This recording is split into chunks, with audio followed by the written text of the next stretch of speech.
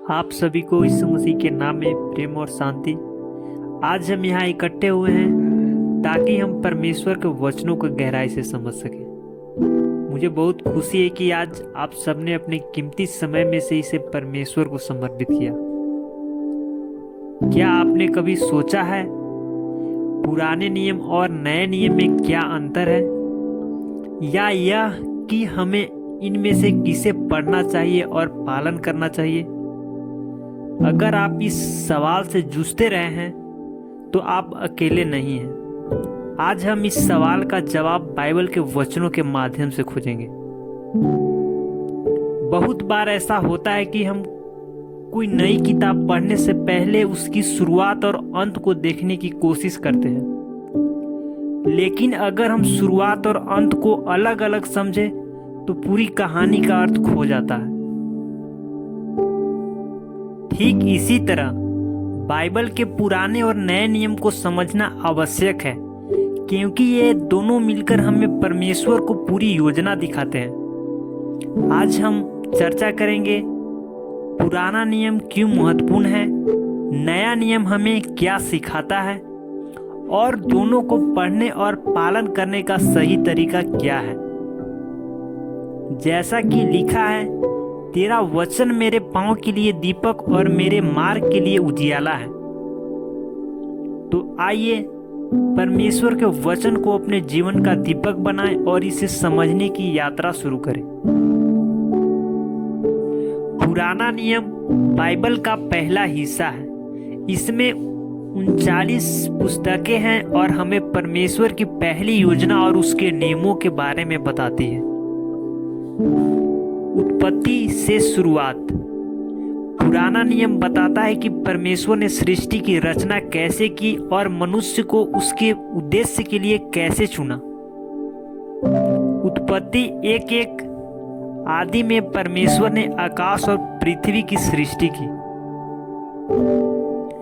व्यवस्था और नियम। पुराना नियम में मूसा को परमेश्वर ने 10 आज्ञाएं दी। ये आज्ञाएं यह सिखाती है कि परमेश्वर से प्रेम कैसे करें और अपने पड़ोसी के साथ कैसा व्यवहार करें। निर्गमन 20:3-17 वचन यह हमें नैतिक और सामाजिक जीवन के लिए निर्देश देता है। भविष्यवाणी। पुराने नियम में अनेक भविष्यवाणियों ने यीशु मसीह के आने की भविष्यवाणी की। यशायाह 53:5। परंतु वह हमारे अपराधों के कारण घायल किया गया। यह स्पष्ट करता है कि पुराना नियम मसीह की ओर इशारा करता है।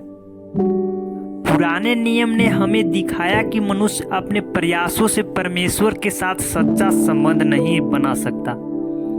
यह व्यवस्था और बलिदानों के माध्यम से परमेश्वर की पवित्रता और न्याय की समझने में मदद करता है। लेकिन पुराना नियम केवल तैयारी थी। यह हमें यीशु मसीह के आने की आवश्यकता को दिखाता है। नया नियम। नया नियम बाइबल का दूसरा हिस्सा है जिसमें 27 पुस्तकें हैं। यह यीशु मसीह के जन्म, जीवन, मृत्यु और पुनरुत्थान की कहानी बताता है। यूहन्ना 3:16। क्योंकि परमेश्वर ने जगत से ऐसा प्रेम किया। यह पद हमें सिखाता है कि यीशु मसीह ही हमारा उद्धार है। नया नियम यह बताता है कि यीशु मसीह ने पुराने नियम की सभी भविष्यवाणियों को पूरा किया। मत्ती 5:17। मैं व्यवस्था या भविष्यवाणियों को मिटाने नहीं बल्कि पूरा करने आया हूँ। मैं व्यवस्था या भविष्यवक्ताओं को मिटाने नहीं बल्कि पूरा करने आया हूँ। नया नियम हमें यह सिखाता है कि अब हमें उद्धार के लिए बलिदान देने की आवश्यकता नहीं है। इफिसियों 2:8-9 वचन कहता है, क्योंकि अनुग्रह ही से विश्वास के द्वारा तुम्हारा उद्धार हुआ है। प्रियो, पुराना और नया नियम एक अटूट संबंध है। कई बार लोग सोचते हैं कि नया नियम पुराने नियम को समाप्त कर देता है, लेकिन ऐसा नहीं है। पुराना नियम नींव है जो हमें परमेश्वर के न्याय और पवित्रता को समझाता है। नया नियम इमारत है जो हमें परमेश्वर के प्रेम और अनुग्रह को दिखाता है। जैसे पुराना नियम कहता है तू हत्या न करना, नया नियम इसे और आगे ले जाता है। जो अपने भाई पर क्रोध करता है वह भी अपराधी है। अब बात आता है कि किसे पढ़े और फॉलो करे। तो प्रियो, दोनों को पढ़े। पुराना नियम पढ़ने से हमें परमेश्वर की पहली योजना, उसकी न्यायप्रियता और उसके वचन की गहराई समझ में आती है। नया नियम पढ़ने से हमें यीशु मसीह में मिली नई जिंदगी और उद्धार का मार्ग मिलता है। यीशु ने कहा, मैं ही मार्ग, सत्य और जीवन हूँ। इसीलिए हमें उनके जीवन और शिक्षाओं का पालन करना चाहिए। बाइबल को एक साथ समझे। पुराना नियम हमें सिखाता है कि परमेश्वर के नियम क्या हैं, लेकिन नया नियम हमें बताता है कि कैसे यीशु मसीह ने हमें इन नियमों का पालन करने की शक्ति दी।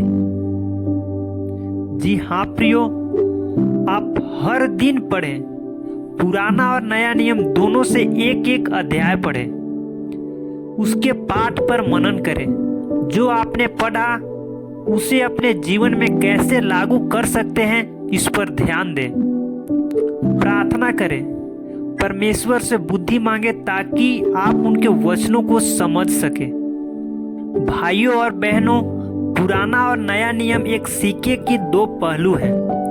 पुराना नियम हमें परमेश्वर की न्यायप्रियता को दिखाता है। नया नियम हमें परमेश्वर का प्रेम और अनुग्रह को दिखाता है। दोनों हमें इस बात की ओर ले जाते हैं कि यीशु मसीह ही मार्ग है।